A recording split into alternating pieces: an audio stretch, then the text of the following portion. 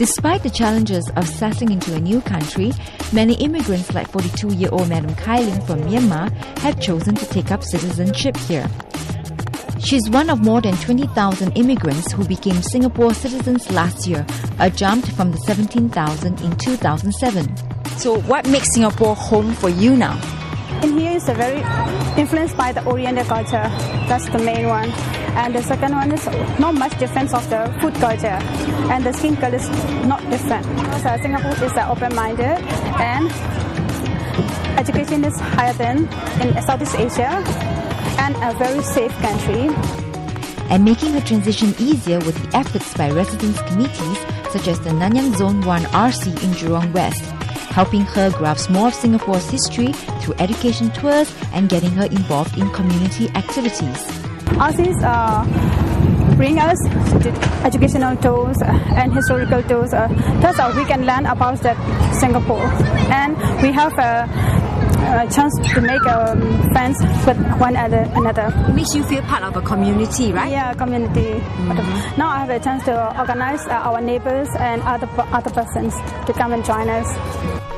But besides organizing block parties and get-togethers, other non-Singaporeans such as Mr. Hubert who has been in Singapore for the last 19 years as a permanent resident, he contributes to the community with his Malay language skills during house visits. So probably I can help those old people who can't speak Malay. I help them to translate. Mr. Ong comes from a humble rural community in Johor Bahru, and that has helped him appreciate the hardships experienced by needy residents in his estate, particularly during this downturn. I come from a very poor family background. Coming from farming agriculture background, my young time is very hard. Honestly, a lot of people also face difficulty, like during economic crisis, they lost job, they need some help. Now the 43-year-old finance manager and Madam Kai Lin are giving back to the Singapore society that has offered them job opportunities and a place to call home. They volunteer at the Nanyang Zone 1 RC and are helping out with the vegetable garden project, where greens are planted, harvested regularly and given to the needy in the estate. No, the organic plants are very expensive. Now the needy people can consume the organic. Between 20 to 30 residents, depends on harvest. But their journey has not been an easy one, with language being one of the greatest barriers they face and finding ways to integrate the different cultures. As for me, the greatest difficulty is just a language barrier. Later, I can overcome a bit. Now, as you know, my language is not very good, but I can communicate with one another.